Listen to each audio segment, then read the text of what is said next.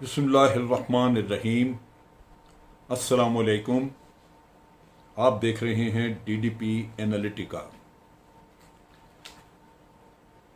आज हम बात करेंगे कश्मीर की पॉलिसी के बारे में। पाकिस्तान की कश्मीर की पॉलिसी अभी तक वो रिज़ल्ट नहीं दे सकी जिसकी तवक्को थी। इस हुकूमत ने, लाजमी बात है कि पहले की निस्बत, पिछली हुकूमतों की निस्बत कश्मीर के ऊपर काफ़ी काम किया है और इस मसले को इंटरनेशनल लेवल पे उजागर करने की काफ़ी कोशिश भी की है, लेकिन मैं समझता हूँ ये कोशिश नाकाफ़ी है।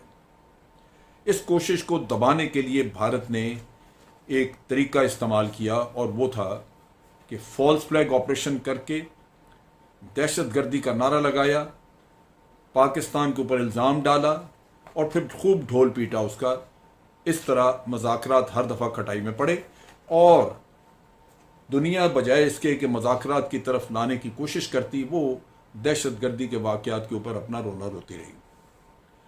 अब जबकि हमारे वज़ीर आज़म ने फॉल्स फ्लैग ऑपरेशन के बारे में बहुत सारी आगाही दी है लोगों को और उसको बार बार बताया है कि पाकिस्तान तो लाज़मन ये काम नहीं करता, इस वजह से कि पाकिस्तान तो जेन्युइनली मज़ाकरात में दिलचस्पी रखता है।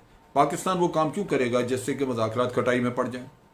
लेकिन भारत को चूंकि ये उसका एक आज़मुदा एक नुस्खा है कि वो हर दफ़ा मज़ाकरात से बचने के लिए ये वाक़या कर देता है और 70 साल से किसी न किसी बहाने वो मज़ाकरात को टालता रहा और अब आके ये दहशतगर्दी, जब बड़ी दुनिया में इसकी तवज्जो दुनिया की इस तरफ हुई तो दहशतगर्दी के वाक़यात करवा के उसका सहारा लेना शुरू कर दिया। मैं ये बातें इसलिए कर रहा हूँ कि पाकिस्तान आज मज़ाकरात की बात कर रहा है, बैक चैनल पे कुछ बातचीत हो रही है। हमारे प्राइम मिनिस्टर ने एक स्टेटमेंट दी और उन्होंने कहा कि भारत जब तक एक रोड मैप हमें नहीं देता जिसके ज़रिए ये पता चले कि वो जो उसने आर्टिकल 370 और 35A को ख़त्म करने का काम किया था, उस प्रोसेस को रिवर्स कैसे कर रहा है।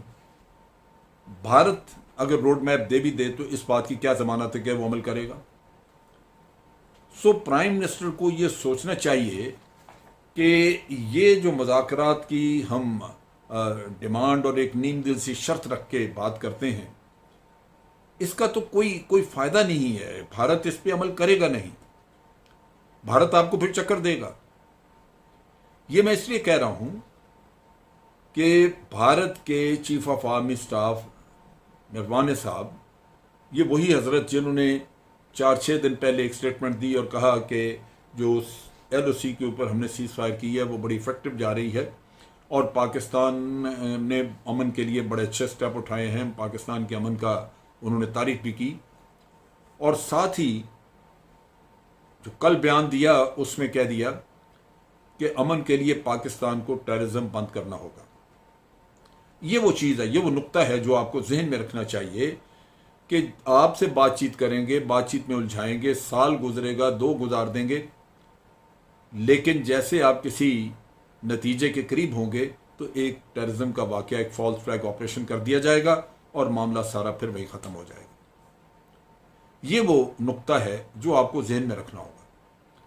अब बात यह है कि आप रोड मैप करते रहें, रोड मैप आता नहीं तब भी आप पड़े हैं। तो जब बातचीत के लिए शराइत हैं, बातचीत जो है वो किसी न किसी रास्ते अटकती है, तो ये चीज़ तो आपके समझ में आ जानी चाहिए कि भारत इस मसले को हल करने के लिए ज़हनी तौर पे तैयार नहीं है। फिर आप अपनी ग्राउंड्स क्यों बदलते हैं बार बार, आप अपनी शराइत क्यों बदलते हैं बार बार। कम अज़ कम आप एक इखलाकी हाई ग्राउंड पे तो खड़े रहें। और वो क्या है? वो ये है कि कश्मीर के अंदर जो जुल्म हो रहा है पहले उसको रोका जाए। हमारे फॉरेन ऑफिस ने आज एहतजाज किया और एहतजाज ये था कि मोहम्मद अमीन मलिक, एक यंग नौजवान, उसको पुलिस ने कस्टडी पे मारा, उसके ऊपर झूठा इल्ज़ाम लगा के जी उसने बंदूक छीन ली, ये कर लिया, वो कर लिया। और फिर यही हमारे फॉरेन ऑफिस ने बताया, जो कि दुरुस्त है, कि इस साल 50 के करीब लोगों को इसी तरह मारा जा चुका है, नौजवानों को। कोई शर्म नहीं है। कोई परवाह नहीं है, क्योंकि पाकिस्तान भी एहतजाज नहीं कर रहा। दूसरी तरफ यह है कि जब मारे गए लोगों को मारा गया तो उसमें यह भी नहीं देखा गया कि बच्चे हैं या औरतें हैं। उनकी भी कैजुअल्टीज हुई हैं, बुजुर्गों की हुई हैं। अब ये भी खबरें भारतीय अखबारों में छपी हैं कि वहां के जो फौजी हैं वो खुफिया तरीके से कश्मीरी औरतों की और बच्चों की तस्वीरें ले रहे हैं। क्यों ले रहे हैं? क्या उनकी प्राइवेसी कोई मानी नहीं रखती? 6 से 7 हजार कश्मीरी आज भारत की दूर दराज की जेलों में बंद है। आसिया अंद्राबी और उसका मियां 17-18 साल से जेलें भुगत रहे हैं। उसके साथ साथ जो वाकयात हुए जिसमें वो डार एक लड़का जिसको जीप के आगे बांध के चलाया गया, ये ह्यूमन राइट्स की बदतरीन वायलेशन थी। ये वो वायलेशंस हैं जो वहां पे हो रही हैं। और खवातीन को जेलों में डाला हुआ, खवातीन के ऊपर जुल्म। हम किस बात की बातचीत की बात कर रहे हैं? हमें तो सारी दुनिया को जाके हिला देना चाहिए कि जनाब आप सब ह्यूमन राइट्स के मामे बनते हैं। बातचीत सुबह शाम आप ह्यूमन राइट्स की करते हैं।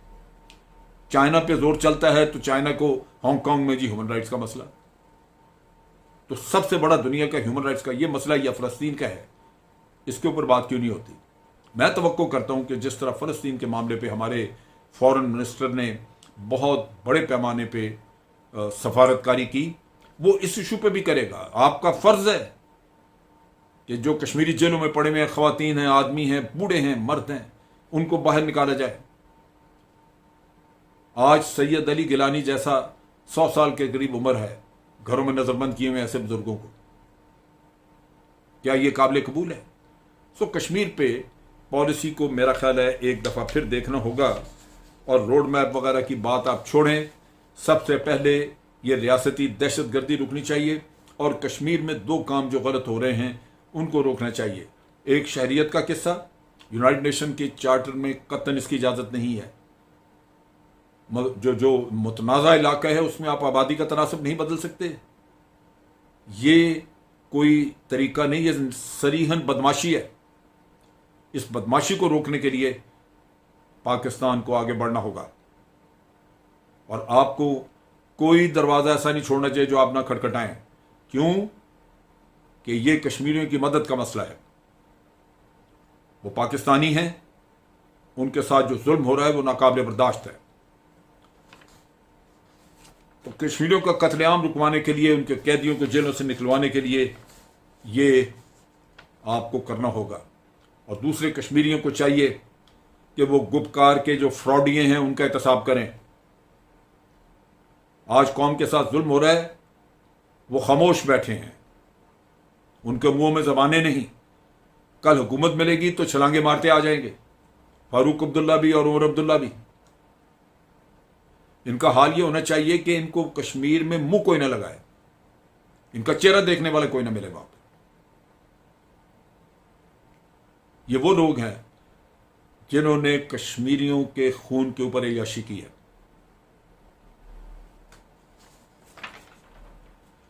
अब दूसरा जो मौजू मैं यहां पे बात करनी चाह रहा था वो यूरेनियम की चोरी का इसी महीने के दूसरा वाकया है। यूरेनियम एक खतरनाक मटीरियल है, एक रेडियो एक्टिव मटीरियल है और इसका इस्तेमाल जो है वो वेपन्स में है, वो न्यूक्लियर वेपन में, एटमी हथियारों में होता है।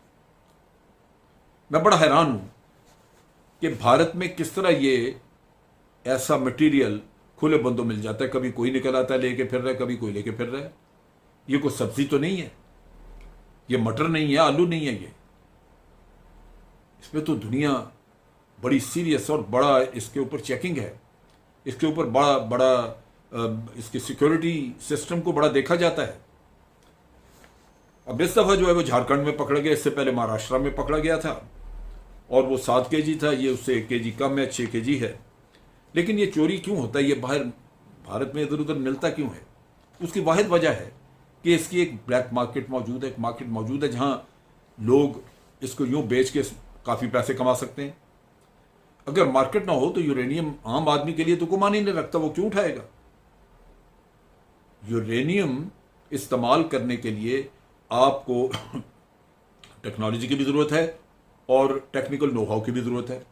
अब जिस मुल्क में ये चीज़ें बिक रही हैं, यूरेनियम कोई ख़रीदे ना, जब तक कि टेक्नोलॉजी भी वहाँ नहीं मिल रही।